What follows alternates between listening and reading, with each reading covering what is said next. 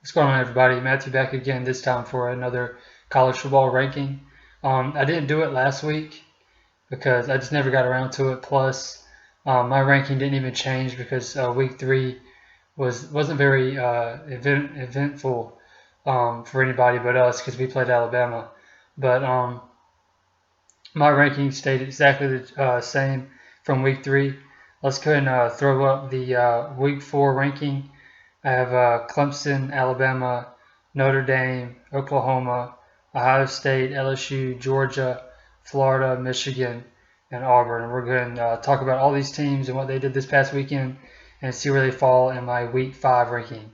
So, number 1, Clemson beat up on Charlotte, destroyed them. Nothing new there. Alabama, I can't remember who they played, but they destroyed them. Again, nothing new there. Okay, Notre Dame. So we had the big Georgia Notre Dame game this past weekend. This game was a lot closer than a lot of people thought, including myself.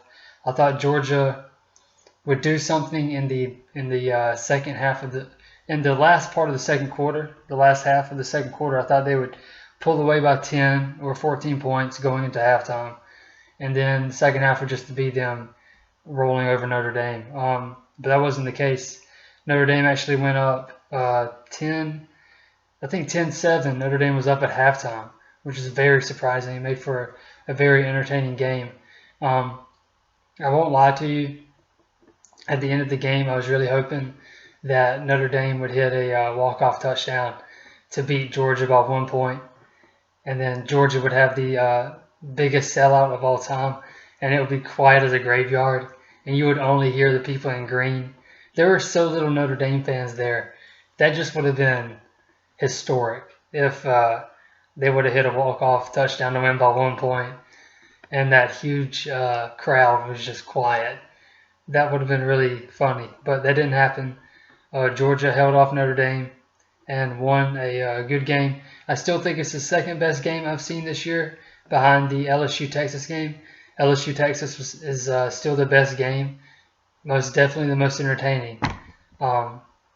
But we still don't know if those two teams are the best concerning their defense and how many points they gave up. But yeah, it was an entertaining game. Notre Dame loses. They don't have a conference championship to look forward to. They don't have that opportunity. They need to go ahead and join the Big Ten, I think. Go ahead and get in there with Michigan and Ohio State and all those guys, because they need that. Now that they've lost one time, I don't think they have any shot. They would need a lot to happen. They would need, if they're going to be in the college football playoff, that would leave room for 3 more teams, and those 3 teams would have to have some losses as well. A lot of people are going to have to lose if Notre Dame gets in the college football playoff. Moving on, after them I had Oklahoma. They blew out whoever they played, I believe. They just keep rolling on along like Alabama and Clemson. Ohio State, same thing. They were down 5-0 to whoever they were playing, then just steamrolled them, beat them like 60-something to 5. LSU, I just mentioned it earlier with them in Texas. Their defense gave up 38 points to Vanderbilt. That's not good. I don't know the last time. I would love to know the last time Vandy scored, or I doubt they've ever scored 38 on LSU. I would want to know what's the next highest amount of points they've scored on LSU in history, because that's a lot of points. Yeah, LSU's defense is still kind of a question mark for me. I've only watched their one game against Texas, but their offense is destroying people. After that, I have Georgia, obviously. I just talked about them, beat Notre Dame. They had some odd play calling in the first half. They didn't run the ball much. I'm not sure what that was about, but you could feel it in the second half when they started to wear down Notre Dame with their run game. But yeah, I don't know. I was watching David Pollock on ESPN, and he played football for Georgia. I think he was a linebacker or a lineman, defensive lineman, and he said he was disappointed with the amount of push that Georgia's D-line got which, thinking about it, I don't remember Notre Dame's quarterback having to run for his life that much. But yeah, we'll see. We'll see. Georgia's got everybody has a lot more to do. Let's see. After them, I have Florida. Florida did what they were supposed to do with Tennessee. 33-3, I think, was the final score. That's what, especially at home, you have to blow this. With Tennessee being this bad and Florida being undefeated, they're doing what they need to. I mean, I don't honestly believe, and I've already said this, Florida to be a top 10 team, but they haven't lost yet. So when they lose, they'll fall out. But they're still undefeated, and they did what they needed to do against Tennessee. I don't know anything about the quarterback Trask. I haven't been able to watch him yet. But apparently they're kind of in the situation we are where an injury meant an improvement at quarterback. But we'll see where they go. Michigan, I had at 9. They got absolutely destroyed by Wisconsin. I did pick Wisconsin to win that game, but I didn't think it was going to be like that. It was 28-0 at halftime, an absolute beatdown. So yeah, Michigan got beat. Obviously, they're falling out. And then number 10, I had Auburn, who played A&M. A&M's looking to be a average, middle of the road team, not elite. Auburn beat them at home. Basically, it was the same score as A&M's game against Clemson until A&M kind of rallied at the end and made it 28-20. But I'm pretty sure that game was well in hand for Auburn for the large majority of it. But to do that at A&M is pretty impressive, and I think Auburn might be better than people think. That seems to always be the case, though. Everybody's always overlooking Auburn, and they always kind of hang around there. And you never know when they're going to take down Alabama or Georgia. But I think they get both of them at home this year, so it could get interesting. Okay, so that was my number 10. Going to week 5. Okay, let's start at number 10. I have Penn State, mainly because they're still undefeated. I can't remember who they played last week, but I remember hearing they had a good performance. Number 9, I have Florida. Like I said, they have not lost yet. I expect them to lose whenever they play LSU and Georgia, but they still haven't lost, so I still have them there. Above them, though, I do have Wisconsin, who beat the absolute dog shit out of Michigan. Apparently, their run game was so good that their star running back didn't even need to play a large part of the second half, that his second string went in. That's impressive.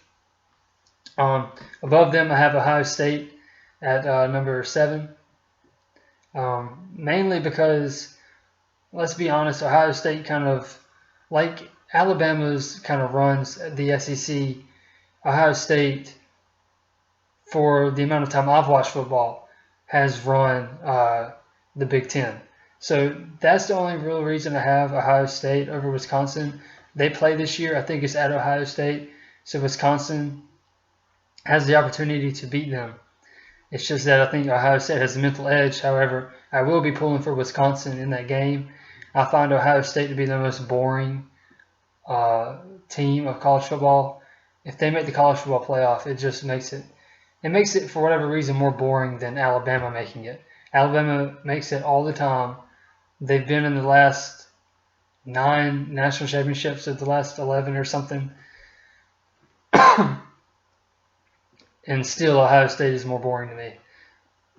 I love to see people beat them and hold them out of the national attention. Above Ohio State at number 6, I have Auburn. They're undefeated. They have a big win over Oregon, and now this very quality win over A&M at A&M. Like I said, A&M's not as good as people thought they would be, but still, it's still a good quality win, especially the lopsided score that it was until A&M added on some very late touchdowns to make the score look better. But above them, number 5, I have Georgia. People might be surprised that they're not in the top 3. Like I said in my previous videos, teams that are still undefeated that were in the college football playoff, they're going to remain in the top 3. So that should tell you where Clemson, Alabama, and Oklahoma are. But yeah, I have Georgia at 5. It was a very good win against Notre Dame. They're obviously still in the picture to be in the college football playoff. They have to run through Auburn, who's in the top 10, and then either LSU or Alabama in the SEC championship game, and then they'll make it in there. Okay, so number 4, who's in my college football playoff brackets right now is LSU. They have the last win. Georgia and LSU played last year. LSU beat them. It was at LSU, so it's a hard place to win. And but they're both undefeated, and that's why I did it. If I'm going to count the college football playoff from last year, and these two teams played last year and LSU beat them, then I need to count that as well. But hopefully we'll see a matchup between these two in the SEC championship game. I think everyone's getting tired of seeing Alabama. And then Auburn lost to Georgia the last time they played. So LSU-Georgia matchup would be more favorable for a college football fan. But yeah, I have LSU at number 4. And then, like I said, above them at 1, 2, and 3, I have Clemson at 1, Alabama at 2, and Oklahoma at 3. Both of them took care of business this past weekend. I can't think of any big games this weekend. I don't have it in front of me, but I know Clemson plays North Carolina. They'll be fine. Alabama, I'm not sure if they play, but if it was big, I would know about it. Oklahoma, I think everyone's just kind of waiting on the Oklahoma-Texas game. And I know LSU plays Florida soon. So we have a lot of these teams have to play each other. And that's all that we're kind of waiting on. And that's one thing I'm starting to notice about the way college football is scheduled. It seems that no matter what, all of the teams in the top 10 never play each other until we get to like the back half of the season. But I don't know, it works out the way it works out. So who knows? An upset can always happen. It is college football after all. So anyway, that's my Week 5 top 10 ranking. Let me know if you agree or disagree in the comments below.